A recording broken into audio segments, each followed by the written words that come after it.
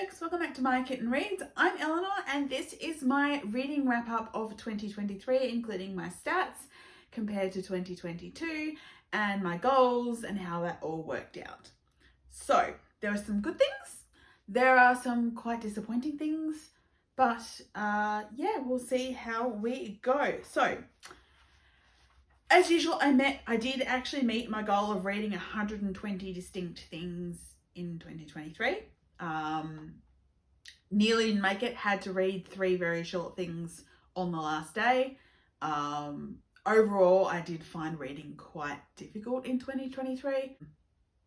Yeah, I found myself having to default to comfort reading quite a bit in sort of cozy mysteries, in that, like, say for example, I had a really good start in numbers at the start of the year, but it was because I was reading a whole lot of Craig Greenwood, and then at one stage I reread all of the Miss Marples, and I read and reread a lot of Austen Variations.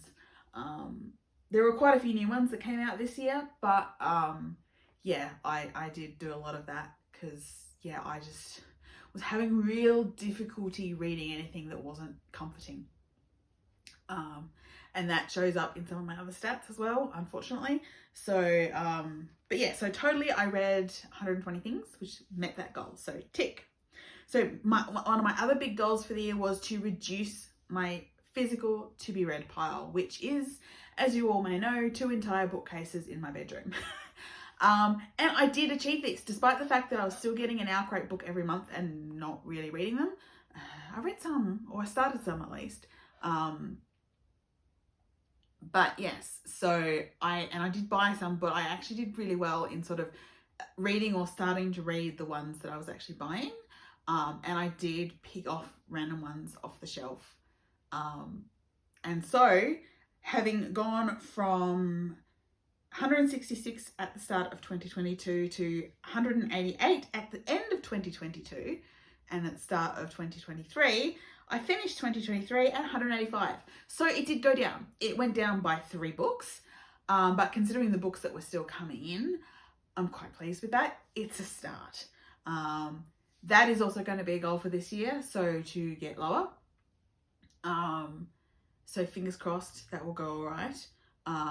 But, you know, technically achieved that goal. Yay! Not by much, but it was achieved. So in terms of stats, this year I read 110 pieces of fiction, 8 pieces of non-fiction, and 2 poetry collections. That makes up 120. That's similar to last year. Last year I read 109 fiction and 9 non-fiction and 2 poetry, so that's the thing.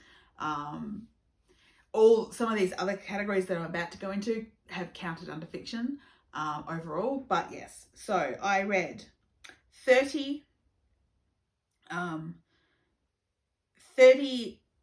works of short fiction, and that is either individual works like novellas or short stories, or short essays.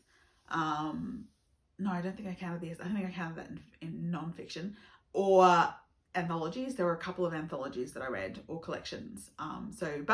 And also that includes Uncanny Magazine. So that all those various different ways that I consume short stories. There was 30 of them compared to 40 last year.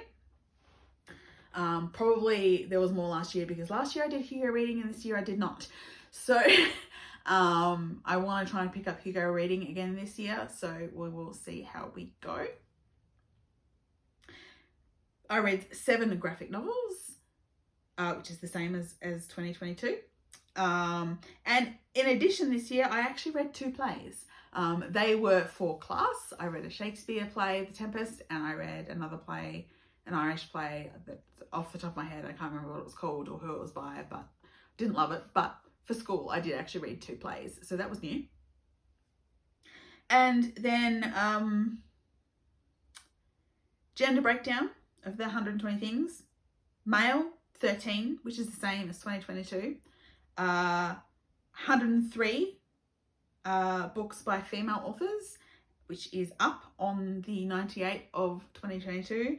And the category that was down was the category of what I call both unknown or non-binary. So it's when I don't either there's like, for example, Uncanny Magazine has joint editors of both genders, so both, or there's a non-binary author, or I just don't know,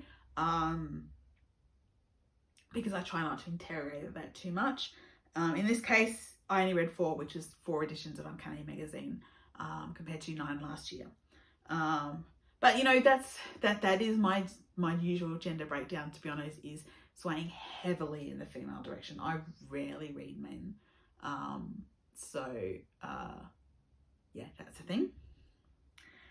Then I read 15 audiobooks, which is one more than 2022. That was a combination of non-fiction and rereads of fiction. In terms of rereading, I was slightly up this year, and that was 48 compared to 40 in 2022. So 48 for 2023. I keep saying this year, but by that I mean 2023. So that was slightly up, which meant I had 72 new reads, which was slightly down on 2022. Then we get to the categories that I try and focus on, but apparently it's not working. Not really. So this is where my disappointment comes in, because my goal is always to try and read more books by authors that are not white, and more books that have reasonably significant characters of a queer nature, or in some cases non-fiction that is about queer people. I think one of the books I counted in this category was a non-fiction that wasn't specifically about queer people, but had a significant chapter discussing queer people amongst the topic. So, but yes, they were both down. I'm not so disappointed with the queer ones, because those numbers are still reasonably high, in that I read 24 books with reasonably significant queer characters or queer content, compared to 28 last year. So it was slightly down, but still reasonably significant. What really disappointed me is the authors of non-white backgrounds. This is the second year in a row it's gone down, and it's gone down from 16 to 13. So I'm really disappointed about that. And that means that essentially the only other goal, the goals that I'm setting myself this year, I'm setting myself 120 books, reducing my physical TBR, and the main one outside of that I'm setting myself is to read more authors from non-white backgrounds. So, of course, I do want to do better as usual with queer, but my focus, I think, really, really needs to be on reading books by authors that have non-white backgrounds. And the thing is, I have a bunch of these on my physical TBR shelf because a lot of our crate books come from authors of non-white backgrounds. I buy a lot of books when I go on book buying binges from authors who are Black or Asian or Indigenous. I just need to read them. That's the thing. I just need to read them. So that is going to be my main aim this year, is to improve that number.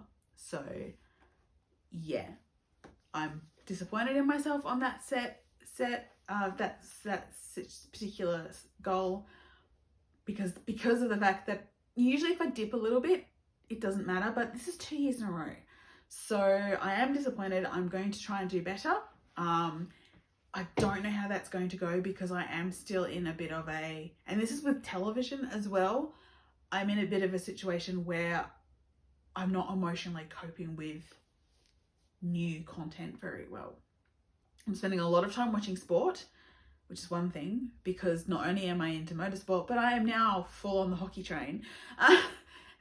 So particularly because the new Women's Professional League just started in January, and I can stream those on YouTube, and yeah, so that's a thing.